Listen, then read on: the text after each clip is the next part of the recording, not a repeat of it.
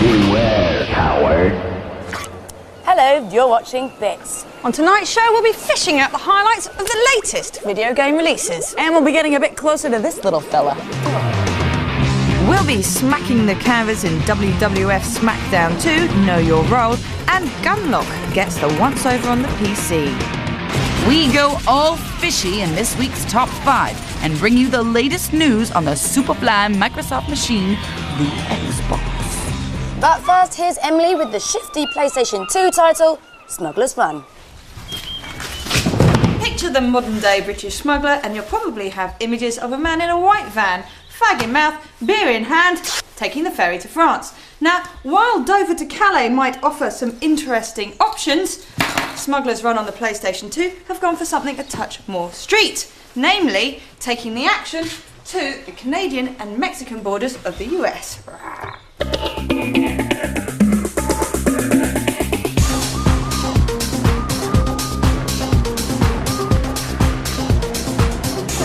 Careful, baby, careful. The car needs to be able to drive. It's another morally dubious Rockstar game, but this time they've gone down the family route and avoided the controversy of previous games like the GTAs, sticking to illegal arms and unknown contraband instead.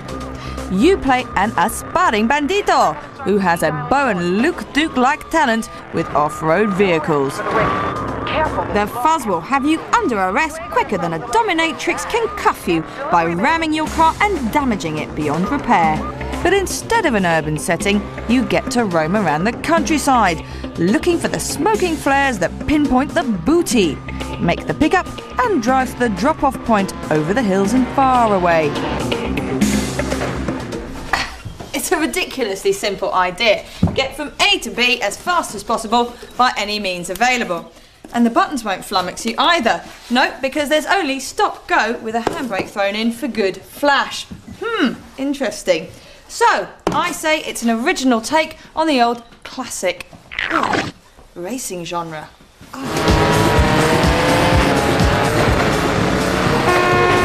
In the single-player Smuggler's Missions mode, it begins easily with you proving your worth as a sharp-bending driver, building up to full-blown rival gang action with more swine on your tail than the Pied Piper of Pig. Initially, you have two vehicles available to you, the nippy, back-end heavy buggy and the A-Team style SUV. There's more to unlock as you progress. The artificial intelligence of the other cars is pretty good. There's no difference in the speed of your car and theirs, but they are all crap drivers weaving around like Lee Marvin in Paint Your Wagon. It isn't overly hard. The biggest innovation in this game is the free roaming.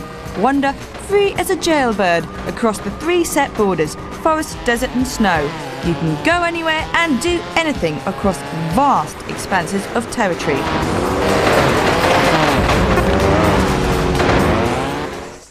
But what this game lacks to make it really great is character. Yes, the cars are funky, the countryside is pretty, and the booty is bountiful, but even the sassy voice of Radio Girl can't replace the pimp roll work of a Dirty Dozen doing some Smokey and the Bandit action.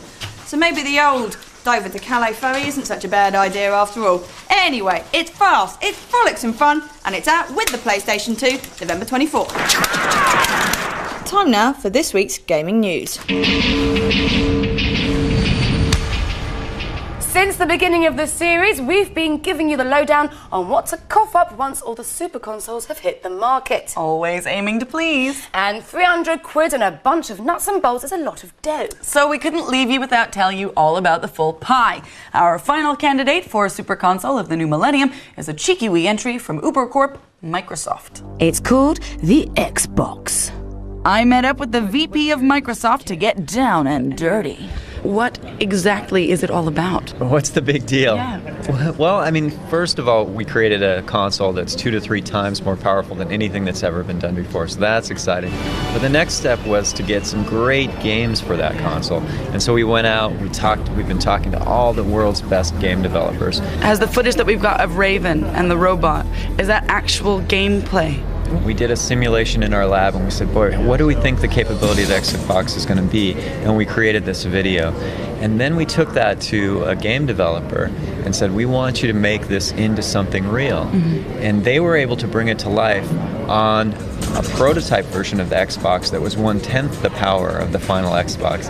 So we saw that and we said, wow, if you can do that with 1/10 the power, what are we going to be able to do with the final version? When's the release date? Christmas next year. The Xbox is a hefty beast. It's got more internal gadgetry than Ann Summers, plus a DVD, a hard disk, and internet capabilities.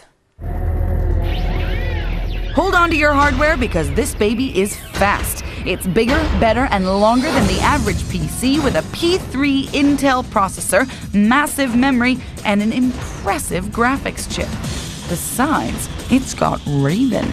Now, to weigh up. The PlayStation 2 and Nintendo already have their niche markets and are guaranteed to make a few coppers off the punters. Sega, on the other hand, are already cowering under the glare of the Sony launch at Christmas, and retailers are already bundling top-of-the-line DVDs with their Dreamcasts, hoping that their units will sell. Once the Xbox hits the ground early next year, Sega might just be quaking in their boots. Will wonders never cease? Well, speaking of wonders, if Nintendo think they'll be ruling the roost in the handheld market come the release of the Game Boy Advance next spring, they've got another thing coming. There's a whole gaggle of new 32-bit machines ready to flock on over to these shores, and the GBA is just leading the way. But following closely behind is the Bandai WonderSwan. This ugly duckling's been in the starting block since the late 80s, but has never made it out of Japan. But the Swan is about to bite back because it's got a top lineup of class act developers, including Final Fantasy creators Square. You can expect to see classic Nintendo Entertainment System titles on this little powerhouse, plus it jacks into your Dreamcasts, your PlayStation 2s and PCs. Well, what's the problem? That ridiculous name. Anyway, now it's time for Boof to smack the canvas with the latest WWF. Big daddies and fans of Flab unite. Bring on the bad hair, bad rock and white trash who narrowly escaped the porno industry. You're all gagging to don the tight panties and wrap your quivering nether regions around your opponent's neck in a thigh-clenching smackdown. Oh yes, it's time once again to shake hands with good old Betty Swallow in WWF SmackDown 2. No, you're wrong.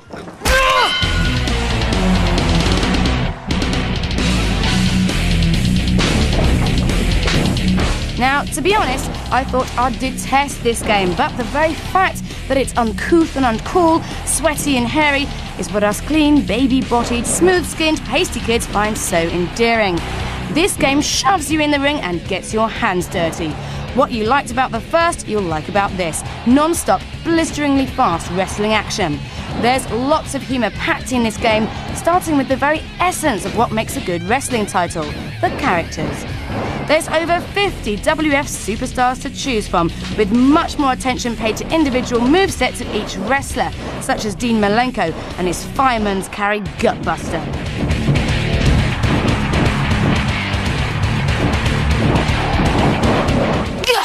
When playing in two-player mode, a particular favourite combination of mine was newcomer Scotty 2 Hottie, who's certainly nifty on his feet, and buxom wench Trish Stratus, who goes straight for the apparatus.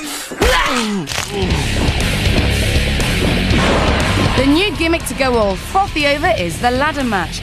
You can hang from the ladder, jump off it, or just use it to whack the living daylights out of your mate. Barbaric. What I did find exhausting is that these guys just seem to be able to keep going all night. This may sound like a good thing, but not when you're like, enough now, I'm getting sore. Sore fingers, that is. You can play for a solid arse-aching 30 minutes with no conclusive winner, no climax, if you will.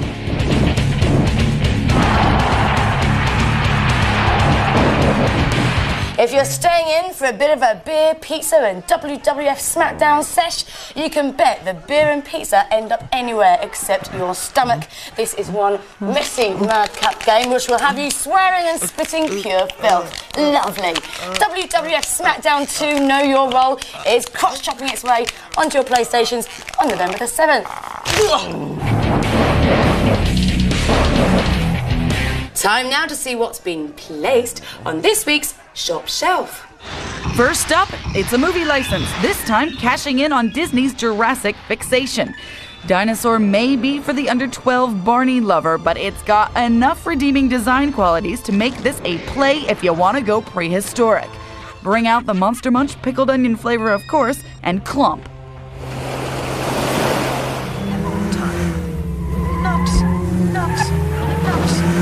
Landing? Russia? Nah. Instead of shoving a brick through someone's window, make a quick getaway through these amazingly reconstructed urban streets. If you pass the knowledge, you should be a pro at Metropolis Street Racer on the Dreamcast.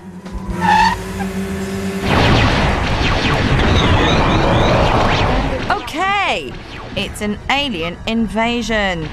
Curl Surprise. Take your one gun and get rid of alien scum to save the universe in Grave Crisis. It's the sequel to the arcade shooter of the same name. Destroy and devastate. Kill, kill, kill!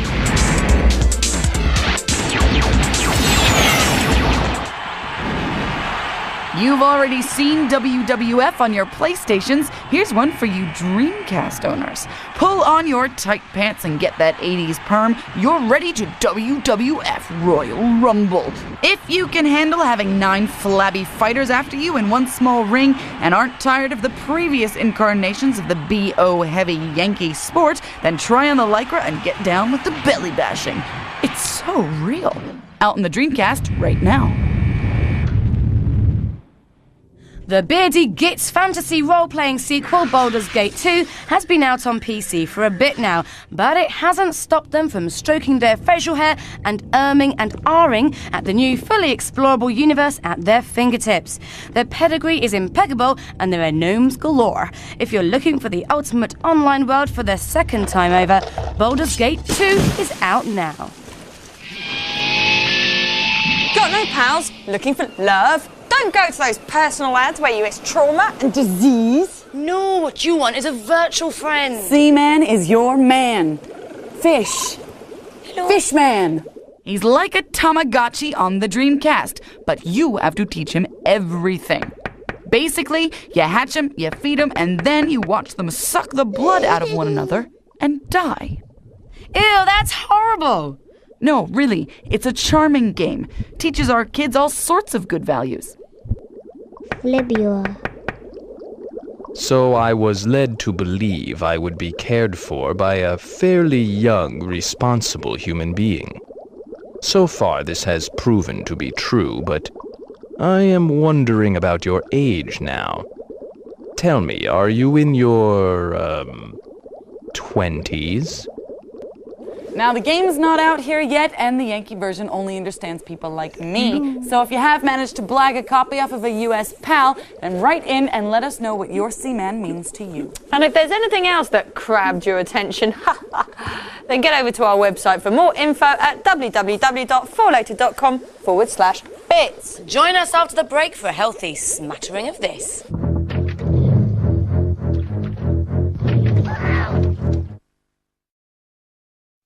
Hello and welcome back. Coming up, we'll be taking a look at the post-apocalyptic Gunlock on the PC.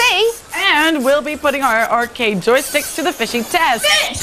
But first, let's take a peek at some of the eel mails you've been sending us. So, smegma. Beautiful word. Yeah, right. Well, we had some truly vile, low, repugnant answers to that competition question. Yes, we asked you, how many words did the ancient Greeks have for smegma? The answer was 1. And our completely randomly selected winner is Sean Hogan, who not only got it right, but also conjugated the verb for us in Latin, though. Smegma, smegmatos, smegmatai, smegmatar, smegmaton, smegmasi. Well done, Sean. You get a year's free membership at a health club. You lucky boy. Anyway, don't forget there's still time to nominate your favourite game for our top 50 games of all time chart. Here's what to do. To choose your top game of all time, log on to our website and place your vote. Easy. And don't forget, we still want your pictures as we search for Britain's biggest geek. Embrace that geekhood, be loud, be proud, and share it with the nation. We know you're out there, so don't be shy. We want this board completely covered in geeks. Next up is Alex as she packs up with Gunlock. PC games are normally war-based shooters featuring genetically modified robots battling it out over the terrain of post-apocalyptic Earth. Well, not challenging the stereotype then is Gunlock. Created by the sick bastards who brought us the pant-cacking days and nights glued to our stools in front of the monumental Alien vs. Predator, Rebellion are also children of cool Britannia, which may explain why their prodigal son is less Mark Twain and more Snatch. Gunlock is a sensitive new age robot created from human parts and metal by the Big Brother corporations who took over the Earth sometime during the 21st century. While going about his daily killing spree for the conglomerate, Mr. G has an epiphany. He becomes self-aware. And, as in all good dystopic sci-fi plots, he decides to thwart corporate evil and save the day. The characters rummage through what looks like 3-day-old vomit to find the refuse left over by ex-robots. Now, each dude has his own positive and negative qualities, and it behooves the gamer to make these distinctions early on, because what, pray tell, is a 98-pound weakling gonna do with a really big gun? And where is he gonna put all this shit? They then stealth their way around, using the welcome complexity of the usually dull PC terrain to cower from oncoming laser beams and hide from bug bots. These labyrinths are puzzles in themselves, and you can easily play through without the bad guys and have a jolly enough time figuring out where the heck you are and what the heck you want to do next. Acting like a futuristic televangelist, Gunlock spreads the word to the few mechanoids who still have a brain, a heart, and some courage, and sets his phasers to kill on the wicked witch of capitalism. If you don't already have a futuristic quest-driven game that takes place on an inhospitable terrain and features lots of self-aware robots at the helm, well then Gunlock could just fill that gaping hole in your collection. Oi, Booth! We don't quite know why, but fish are inherently funny. Even Tony Blair, in his days of dubious darkness, takes refuge in Big Mouth Billy Bass, who belts out karaoke classics for those in need of comic relief. So, we fished around for our top 5 fishy moments for you lucky people. And here's what we reeled in. Help me. Weighing in at number 5, the most obvious of the lot is Sega Bass Fishing for the Dreamcast. As if you really needed reminding, it's a fishing game! Proof, too, that size really does matter. Oh, a big one! Coming in 4th is Conker's Bad Fur Day on the N64. Conker is a foul-mouthed squirrel who enjoys pissing off and pissing on whoever gets in his way. His adventures take him on a trip through the movies, in particular, a scene that bites a chunk out of the classic Jaws. Except it's a dog with fins.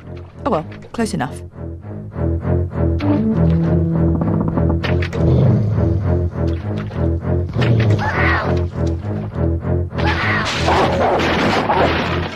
And how could we forget the frantically fantastic Fishy Bishy Bashy?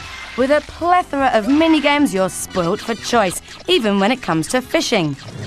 Second place, it's that old gal Lara again, wrapping her legs around a sizable hunk of meat in Tomb Raider 2.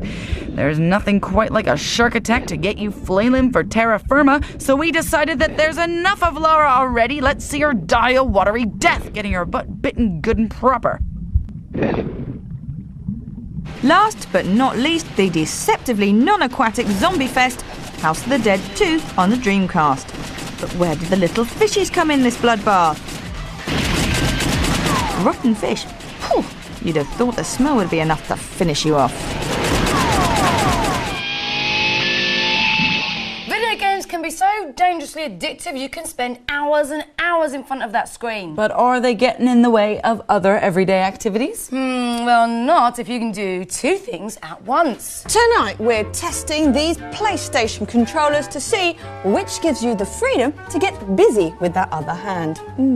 We've invited Sam back on the show because we were so impressed with his fancy footwork a couple weeks back with the Thrustmaster Skateboard Challenge, and we wanted to see what he could do with his nimble fingers. We're talking one-handed gameplay here, but in keeping with the fishy theme of the show, we've got a little surprise for him. Sam, are you ready? I think so.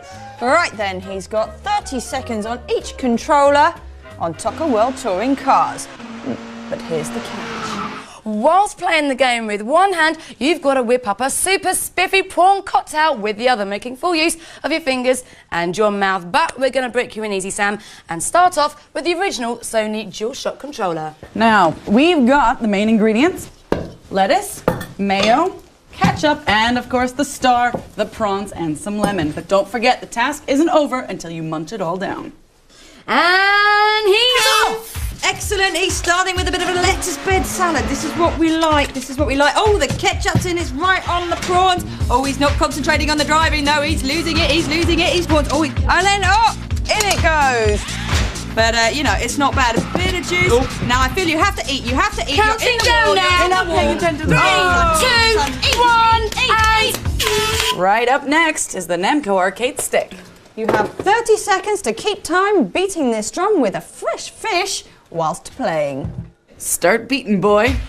Okay, now, get it going. 3, 4, 1, 2, 3, 4. Now, Sam, you need to get a firm hand on that. It's looking rather floppy.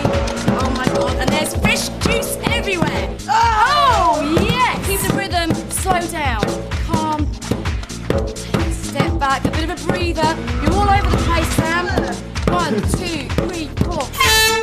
That was revolting!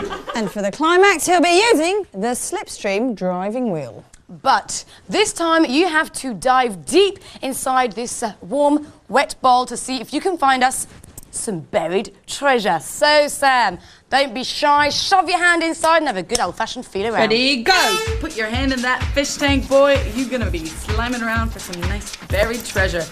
These fish are flying everywhere, and I'm sorry, you need to go straight. You are not going anywhere near the road. I think your only interest is feeling around with some fresh fish. This is pretty revolting stuff, and I can tell you, the stink in here is unbelievable. And I don't think that buried treasure is any closer to coming home. Oh, I just put my hand inside a fish. The wrong way. Hand inside of a But I fish. have the and- treasure. Oh my god, he's found the buried treasure. So, Sam, which controller was the easiest to multitask with? Well, the pressure point technique of the Slipstream was mighty indeed, but the true power lies with the Dragon style of the DualShock controller. So there you go. It just goes to show that video gaming doesn't have to take all your time and attention. Time now for the competition. Tonight you can win a Turok 3 bundle pack courtesy of Acclaim. All you have to do is answer our totally random question, which is hidden inside that thing's mouth.